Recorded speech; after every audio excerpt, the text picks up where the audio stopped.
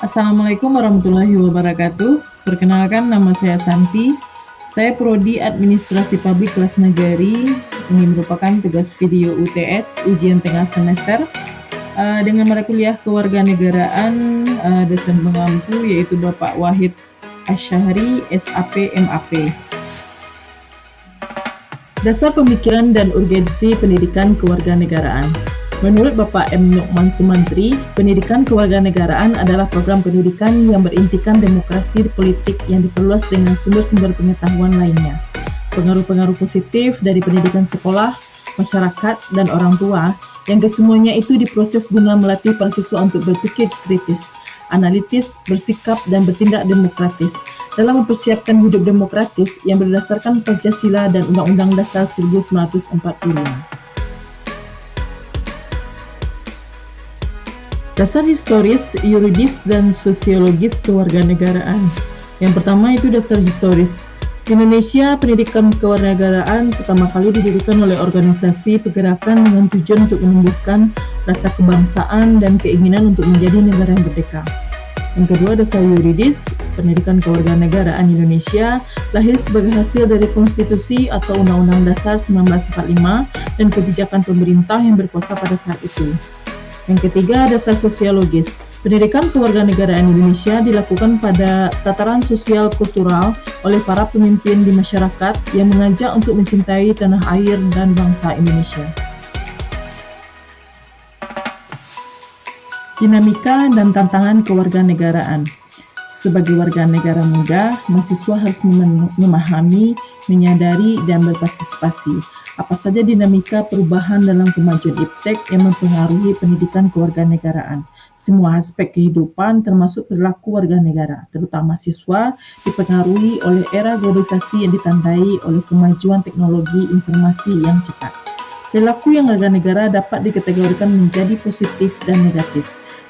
Pendidikan kewarganegaraan harus mendorong warga negara untuk mampu memanfaatkan pengaruh positif perkembangan iptek untuk membangun negara.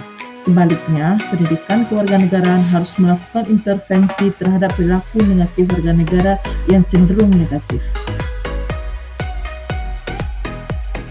Konsep dan urgensi identitas nasional. Identitas nasional adalah tanda atau penanda yang membuat Anda berbeda dari orang lain. Identitas biasanya berlaku untuk entitas yang bersifatnya pribadi atau personal.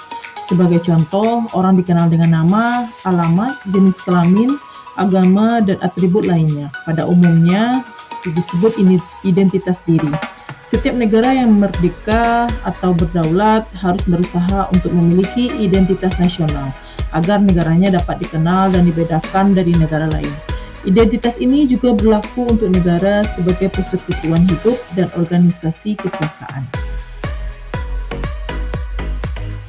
Contoh beberapa bentuk identitas diri, seperti ID, surat izin mengemudi, kartu pelajar, dan kartu mahasiswa, merupakan tanda pribadi. Nomor pokok wajib pajak adalah identitas penting lainnya yang harus dimiliki oleh setiap warga negara Indonesia pada saat ini. Setiap warga negara yang memiliki penghasilan wajib memiliki NPWP untuk melaksanakan hak dan kewajiban perpajakannya. NPWP berfungsi sebagai identitas wajib pajak. Dasar historis, yuridis, dan sosiologis identitas nasional. Yang pertama, dasar historis. Dalam masa kebangkitan nasional atau kebangkitan bangsa pada tahun 1908, orang Indonesia mulai menyadari bahwa mereka adalah bangsa yang sedang dijajah oleh negara lain. Ini adalah momen di mana identitas nasional Indonesia muncul. Yang kedua, dasar yuridis. Identitas nasional Indonesia mencakup hal-hal seperti bahasa Indonesia sebagai bahasa negara, lambang Garuda Pancasila, bendera merah putih, dan lagu kebangsaan Indonesia. Yang ketiga, dasar sosiologis. Melalui perjalanan panjang menuju Indonesia merdeka maupun melalui pembentukan intensif setelah kemerdekaan, hubungan budaya komunikasi dan interaksi telah membentuk identitas nasional. Dinamika dan tantangan identitas nasional. Tantangan yang dihadapi oleh bangsa Indonesia pada saat ini yaitu yang pertama, hilangnya nilai-nilai luhur dalam praktik kehidupan berbangsa dan bernegara, seperti kurangnya semangat gotong royong, kepatuhan hukum, kepatuhan membayar pajak, kesantunan, kepedulian, dan lain-lainnya. Yang kedua, nilai Pancasila belum menjadi acuan dalam sikap dan perilaku hari-hari, seperti perilaku jalan pintas, tindakan serba instan, tidak disiplin, malas, merokok di tempat umum, dan membuang sampah pada sembarangan. Yang ketiga, rasa nasionalisme dan patriotisme telah memudar, yang berarti bahwa orang lebih menghargai dan mencintai bangsa asing, lebih bangga dengan prestasi bangsa asing daripada prestasi bangsa sendiri, lebih bangga menggunakan produk asing daripada produk bangsa sendiri. Selanjutnya, lebih menyukai lambang dan simbol asing daripada lambang dan simbol bangsa sendiri, yang lebih suka menyanyikan musik asing daripada lagu nasional dan daerah sendiri. Konsep dan urgensi integritas nasional. Sebuah negara bangsa selalu berusaha untuk menyatukan keanekaragaman penduduknya agar mereka memiliki rasa persatuan, keinginan untuk bersatu dan bersedia membangun kesejahteraan bersama. Integrasi nasional dapat dipahami dari dua perspektif, terminologi dan etimologi. Pengertian etimologi integrasi nasional berarti mempelajari asal-usul kata pembentuknya. Etimologi adalah bidang yang mempelajari asal-usul kata, sejarahnya, dan perubahannya.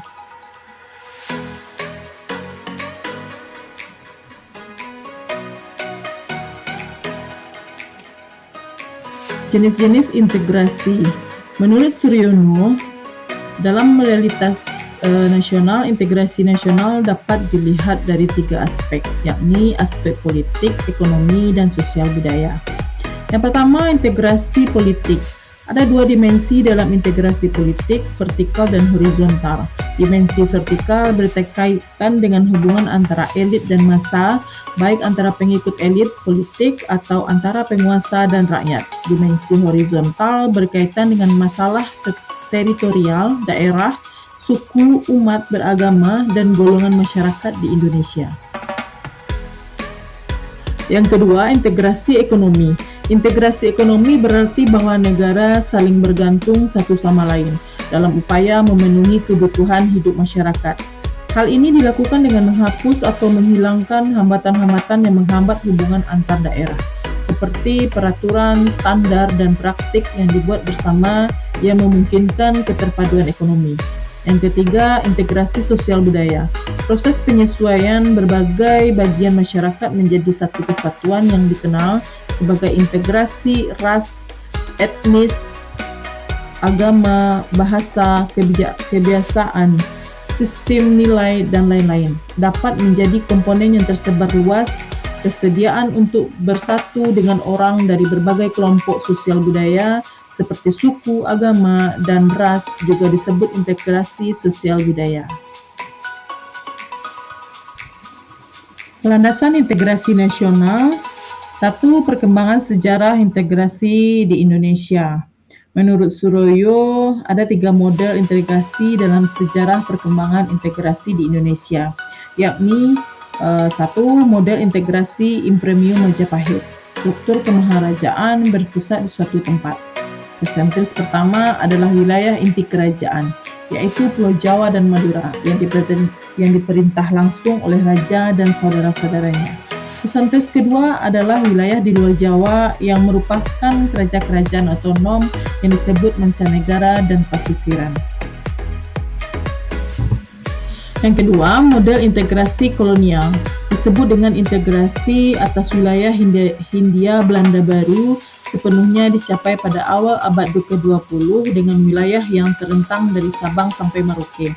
Integrasi model kolonial ini tidak mampu menyatukan segenap keberagaman bangsa Indonesia, tetapi hanya untuk maksud menciptakan kesetiaan tunggal pada penguasa kolonial. Yang ketiga, model integrasi nasional Indonesia merupakan proses perintegrasinya bangsa Indonesia sejak bernegara merdeka pada tahun 1945, diawali dengan tumbuhnya kesadaran berbangsa khususnya pada diri orang-orang Indonesia yang mengalami proses pendidikan sebagai dampak dari politik etnis pemerintah kolonial Belanda dengan mendirikan organisasi-organisasi pergerakan. Landasan integrasi nasional yang kedua yaitu pengembangan integrasi Indonesia. Faktor-faktor yang menentukan tingkat integrasi suatu negara adalah 1. Adanya ancaman dari luar. Ancaman dari luar dapat menciptakan integrasi masyarakat. Masyarakat akan bersatu meskipun berbeda suku, agama, ras ketika menghadapi musuh bersama. Contoh, ketika penjajah Belanda ingin kembali ke Indonesia, masyarakat Indonesia bersatu padu untuk melawannya. B. Gaya politik kepemimpinan. Gaya politik para pemimpin bangsa dapat menyatukan atau mengintegrasikan masyarakat bangsa tersebut. Pemimpin yang berkarismatik, dicintai rakyatnya, dan memiliki jasa-jasa besar umumnya mampu menyatukan bangsanya yang sebelumnya tercerai-berai. Misalnya, tokoh Nelson Mandela yang dari Afrika Selatan. Yang C. Kekuatan lembaga-lembaga politik. Lembaga politik, misalnya birokrasi, juga dapat menjadi sarana pemersatu masyarakat bangsa. Birokrasi yang satu dan padu dapat menciptakan sistem pelayanan yang sama, baik dan diterima oleh masyarakat yang beragam. Selanjutnya, ideologi nasional. Ideologi merupakan seperangkat nilai-nilai yang diterima dan disepakati jika suatu masyarakat, meskipun berbeda-beda tetapi menerima satu ideologi yang sama-sama memungkinkan masyarakat tersebut bersatu. Selanjutnya, kesempatan pembangunan ekonomi. Jika pembangunan ekonomi berhasil dan menciptakan keadilan, maka masyarakat bangsa tersebut bisa menerima sebagai satu kesatuan. Namun, jika ekonomi menghasilkan ketidakadilan, maka muncul kesenjangan atau ketimpangan.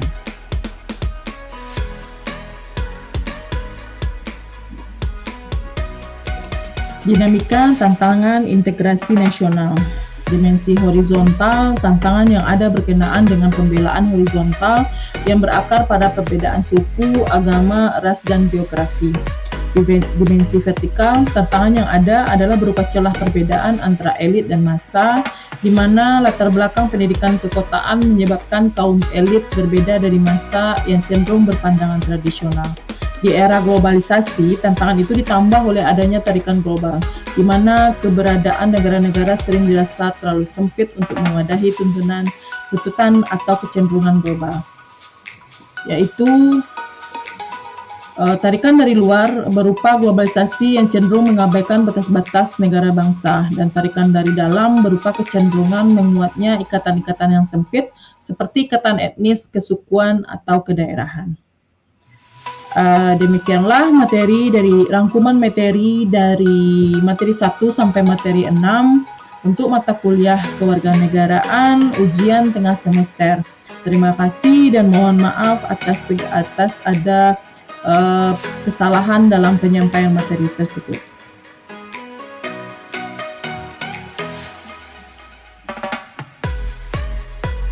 Kontribusi saya sebagai salah satu perangkat desa yaitu membantu memajukan pembangunan lokal dan meningkatkan kesejahteraan masyarakat desa sesuai yang diamanatkan dalam Undang-Undang tentang tugas pokok dan fungsi perangkat nagari.